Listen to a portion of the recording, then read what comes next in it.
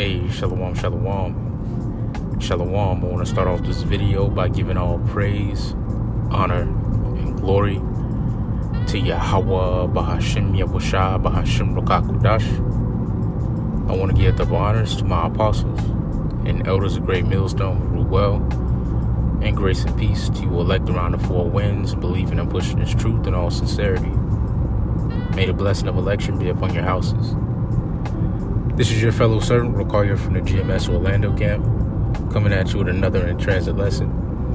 All right, I'm on my way home from the plantation tonight, and I had a few things on my mind, Lord willing. I wanted to put them on wax, Lord willing, to exhort and to edify you, elect Achiman Aguaf out there. All right, and in tonight's e-epistle, I wanted to put out a e-epistle of exhortation for you younger brothers, such as myself, both in the truth and in age as far as this world is concerned, to establish a routine. All right, establish a routine. And the reason why I'm saying this is because, this is something that's helped me and is helping me on the daily, and as I learn, I try to teach, as I receive, I try to give, through the Spirit. And one thing that's been helping me through the Spirit to grow is establishing a routine. All right, every man, all right, has a routine. All right, every man should have a routine. All right, because routines build character. All right, routines teach us a skill. All right, routines work in us discipline. All right, which is one of the chief characteristics that we must possess in this truth of ours, especially being young men. All right, because as young men, you get those urges. The flesh try to tell you, to live your life. You got so much to live for. Chase after these hoes, chase after the bag. Get this. So much to life, and in reality, we know that this ain't no life. The scriptures let us know, man, that we're surviving at best. All right, and the true life is going to come when Yahushua returns and establishes his dominion in the planet Earth. That's when we're going to be able to live. That's when we're going to be able to live and be, you see, just be, but nevertheless, sticking to the point, man, establish a routine. All right, physically, mentally, spiritually. All right, establish a routine. All right, physically, it could start off as, making up your bed early in the morning, making sure that that's done, or going to the gym, making sure that you're working out.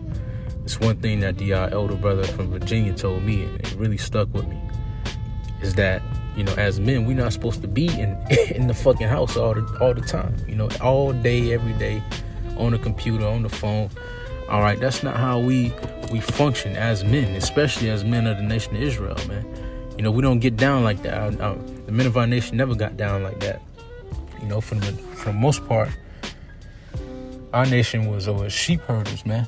They was farmers. They were husbandmen. They were deep into husbandry. They had a skill. They had a trade. They went outside. They tilled. They worked. They used their hands. They let off all that testosterone, that energy. And in today's society, excuse me, I'm transitioning for the card, But, in today's society, man, they have men cooped up in the house. They have us as men. They try to keep us as men cooped up in the house. And that's what the scriptures say. In order to overtake a house, you must first bind a strong man. All right, Esau Edom is bound the men of our nation in the fucking house, watching TV, watching Netflix, on the phone, on the game. Establishing a good physical routine is important for not only our health, physically, which we also know that bodily exercise profiteth little, but it does profit. But it also helps with our mental state. All right, it helps to get that release. Mentally, establish a routine, man. Set aside 30 minutes of the day to just read, meditate, on precepts. Think. All right. Recall your day. All right. What could have you done? What could have you, that's a tongue twister. What could you have done better today? What did you improve on today? What did you lack on today? What are some areas that you really need to step up? Set aside that time mentally, all right, and establish that routine, of criticizing yourself, of critiquing yourself. Because the biggest enemy we face in this truth is ourselves. The flesh that we wake up with every day. That's our biggest enemy. Because he's trying to tell us to do a whole different thing. A whole different thing than what the Lord got us doing, man. And spiritually, all right, establishing a spiritual routine, set aside time to read, man, pray. Man, the Apostle Rakah goes into it a lot, man. And as the days go by, I'm seeing the importance of it, man. Because prayer, it encompasses a lot. I really can't put it into words right now, of how much prayer is important. Prayer gives us that outlet. Prayer gives us that connection to our power. It does so much for us, man. Especially the prayer of the saints, man. And the Lord hears each and every one of our prayers. If he didn't, then the world wouldn't be in turmoil like it is. But establishing that routine is important. All right, for us as young men, speaking to myself first and foremost. All right, because it helps us build character. It helps us to grow into men. Especially men of the Lord. Establishing a good routine and getting into good habits. It builds character. I was talking to one of the brothers in the camp about this, a couple of days ago, about how, starting to see the importance of a routine, man. Through the Spirit, man, the Lord had us on a routine. All right. The law, statutes, and commandments, man, the standard that the Lord gave us was a routine that kept us in order, that kept us from slipping, that kept us from falling, that kept us on top. But I just want to get on here. I got a couple of precepts I want to read. Lord, when this is edifying unto your elect. But bro, hey, listen, establish a routine. All right, especially as a young man. All right, establish a routine. It's important. All right, because through routines we gain character. All right, we learn skills. All right, we learn patience. Hey, another routine. Start cooking, man. Start cooking. I'm talking about throwing down. Don't half-ass it. Hey, what does Ecclesiastes 9 and 10 say? Whatever you put your hand to do with your might. Throw down in the kitchen, man. All right, one thing that cooking teaches us, a spiritual lesson that cooking teaches us is patience, man. You got to be patient for the whatever you cooking to come out of the oven. For the water to boil. For the seasonings to get the right flavoring on the seasonings. It teaches us trial and error. It teaches us a lot, man. It's a lot of lessons that we can learn through establishing a routine. One other thing too is, hey, bro, put your fucking phone down sometimes. Read, man. Put the phone down and read. Get off TikTok, get off social media, man, and read, especially for brothers that's just coming into this truth.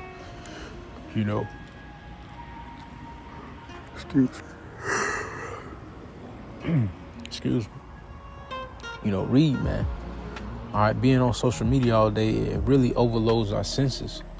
And it really teaches us to think fast and to be non-solution oriented.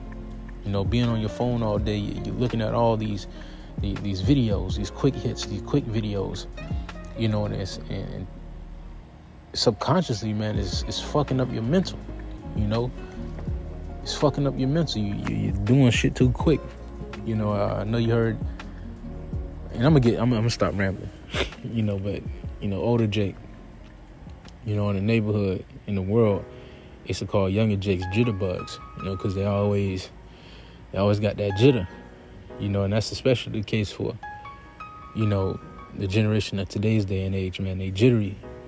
A lot of people my age and younger, and a little bit over my age, are very jittery, man. It's because their senses have been overloaded, man. They don't know how to have patience. They don't have a routine. They don't know what it is to be patient. They don't know what it is to think and not to be fed videos and 10-second videos all damn day. Read, man. Put your phone down. But let's get these precepts, all right? All right, we're going to start off here in Sirach, or Ecclesiasticus, chapter 37 and 27. All right, it says, "My son, prove thy soul in thy life, and see what is evil for it, and give not that unto it." All right, and right now, man, the Lord is giving us time to prove our own souls, man. To see what's good for our soul and what's not. What draws us closer to the Spirit and what draws us further from the Spirit. All right, and those things that draw us closer to the Spirit, we want to make sure that we're establishing a routine, all right, in our daily lives that is conducive, all right, to what we need to do to be closer to Yahweh Shem Yahushua in the Spirit. All right, for some brothers, man, it's putting that phone down for an hour and reading, or putting that phone down for an hour and just thinking, or reading or praying, whatever it is. Different brothers have different flavors, different niches, but nevertheless, it's important to find yours. It's important to find your routine, all right, and what helps you draw closer to the Spirit of Yahweh Shem Yahushua, especially in these days that we're living in, man. All right, we want to have a solid connection with our Father. All right, we want to have a solid connection with our Father. Because our pop's going to come through every time, man. All right, the Lord going to come through every time. All right, for his men. But that relationship has to be established right now. All right, start calling upon the Lord now. And that's something that a lot of jakes don't understand. It's time it ain't short. All right, the Lord is moving speedily. All right, and having that relationship with the Lord now is important. But now let's get this.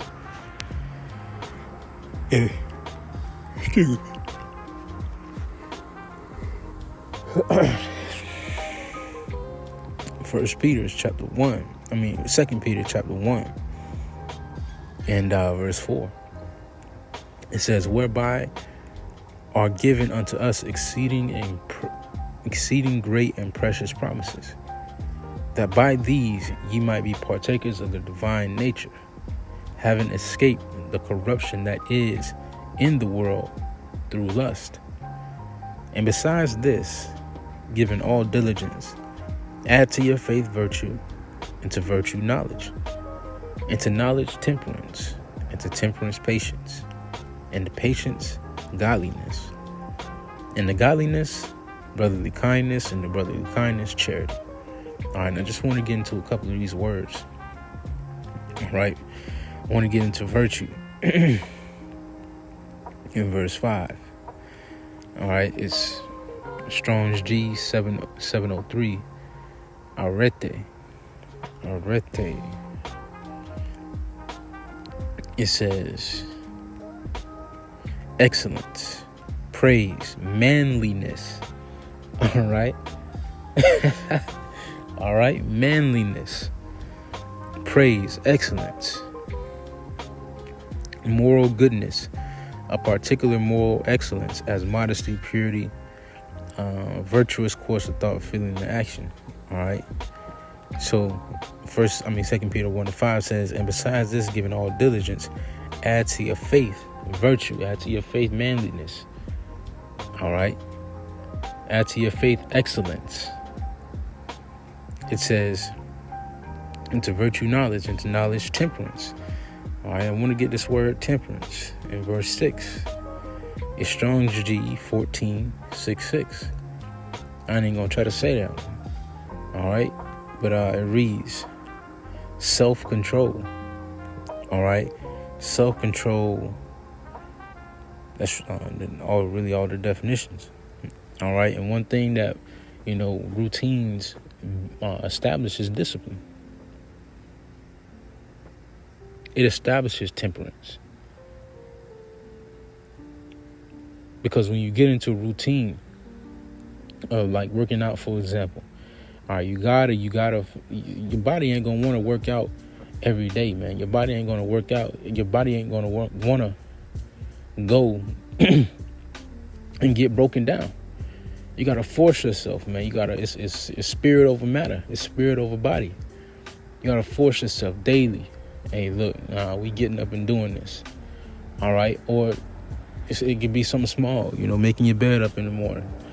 Your flesh gonna be like, man, leave it there, man. It's gonna be the same way when I get back. I'm just gonna hop right into it. Nah, make your bed up, man. All right.